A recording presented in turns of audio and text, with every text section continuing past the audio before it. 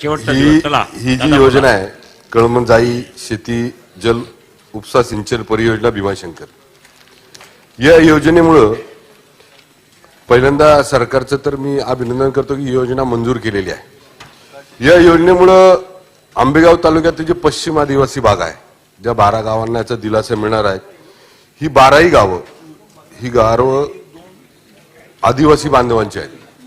त्यांना न्याय हक्क मिळवून देण्यासाठी आणि त्यांचं जीवनमान उंचावण्यासाठी ही योजना फार गरजेची आहे। आणि या योजने संदर्भातला सर्वेक्षण असेल तर हे 8 महिन्यापूर्वीच पूर्ण झाले असं निदर्शनास येते। आणि या योजनेसाठी लागणारा जो काही निधी आहे तो आदिवासी विभागच उपलब्ध करणार अशा संबंधातला त्यामध्ये निर्णय आम्हाला कळालेला आहे। तर हा निर्णय म्हणजे याला लागणारा निधी हा आदिवासी विभागाकडनं न करता आपल्याकडनं मंत्री महोदयांनी करावा अशा प्रकारची एक विनंती मला या निमित्तानं राहील। या लक्षवेधीच्या माध्यमातून 3 प्रश्न राहतील माझे। ही योजना मंजूर झालेली आहे, त्याला निधी उपलब्ध नाही, तो जवळजवळ 105 कोटीचा निधी आहे, तो निधी उपलब्ध सरकार लवकर करून देईल का? निधी उपलब्ध झाल्यानंतर या कामाला लवकरात लवकर आपण राज्य सरकार सुरुवात करणार का?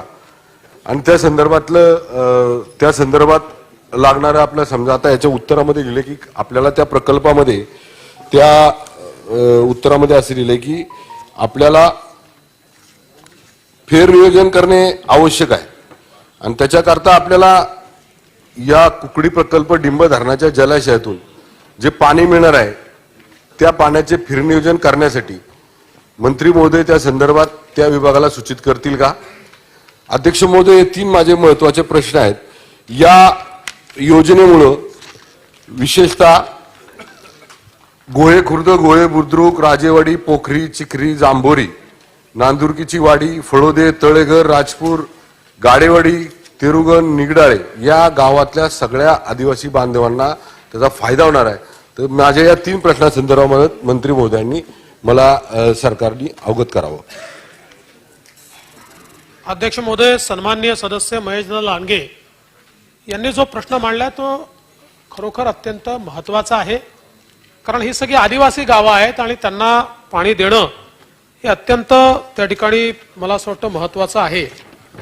केवळ आता जर आपण बघितलं तर हा जो काही डिंबे धरणातनं ही जी काही सिस्टीम आपण उभी केली आहे, आता आपण 6% LISला आणि 14% ड्रीपला असं त्या ठिकाणी नोव्हेंबर 2002च्या GR प्रमाणे देतो। आणि आता वाढीव मागणी जी आली आहे ती जवळपास 12 वेगवेगळ्या घटकांची 10 TMC ची मागणी तिथे वाढीव आली आहे। त्यामुळे सगळी वाढीव मागणी तर आपल्याला अकोमोडेट करता येणार नाही, पण आपण मागणी केल्याप्रमाणे आपल्याला कुकडीच्या फेर नियोजनाचा विचार करायचा आहे। त्यामुळे कुकडीच्या फेर नियोजनाचा विचार निश्चितपणे त्या ठिकाणी करण्यात येईल, फेर नियोजन त्या ठिकाणी करण्यात येईल आणि त्यातनं जे पाणी उपलब्ध होईल ते प्राधान्याने आदिवासी गावांच्या या योजनेकरता उपलब्ध करून देण्यात येईल। आणि तशा प्रकारची योजना तयार झाली तर त्याला प्राधान्याने राज्य सरकार निधी उपलब्ध करून देईल।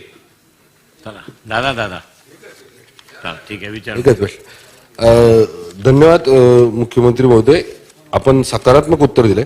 10 TMC जे पाण्याची एक्स्ट्राची आपल्याला जी काही नियोजन करावं लागणार आहे तर त्याच्या माझ्या असं आपल्याला विनंती राहील की आपल्याला मी जी योजने संदर्भामध्ये या 12 गावांबद्दल बोलतोय तर मला वाटतं अर्धा TMC मध्ये या गावाचा पूर्ण योजना पूर्ण होईल आणि मला असं वाटतं की या आपल्या आदिवासी बांधवांना न्याय मिळेल, त्यांचं जीवनमान उंचावेल। त्याकरता आपण ह्या अर्धा TMC साठी जर आपण ह्या नियोजनामध्ये जर या योजनेसाठी जर काही लवकरात लवकर कारवाई करणार असेल तर तसं आपण निवेदन करा। महेश दादा, आपल्याकडे एकूण जी मागणी आली आहे ती 10 TMC ची आहे। ती सगळी 10 TMC ची आपण मागणी मान्य करू शकू असं नाही आहे। या गावांना तर 0.23 म्हणजे 0.23 TMC एवढंच पाणी लागतं आहे। त्याच्यामुळे फेर नियोजन झाल्यानंतर जे उपलब्ध होईल त्यातनं प्राधान्यांना पहिल्यांदा पाणी यांना देण्यात येईल। चला, लक्षवेधी क्रमांक 6 डॉक्टर भोयर। अध्यक्ष महोदय, वर्धा जिल्ह्यात नवनवीन आणि ताज्या घडामोडींसाठी महाराष्ट्र जनभूमी न्यूजला सबस्क्राईब करा. त्याचबरोबर बेल आयकॉनवर क्लिक करा आणि मिळवा आमच्या बातम्यांचे नोटिफिकेशन्स.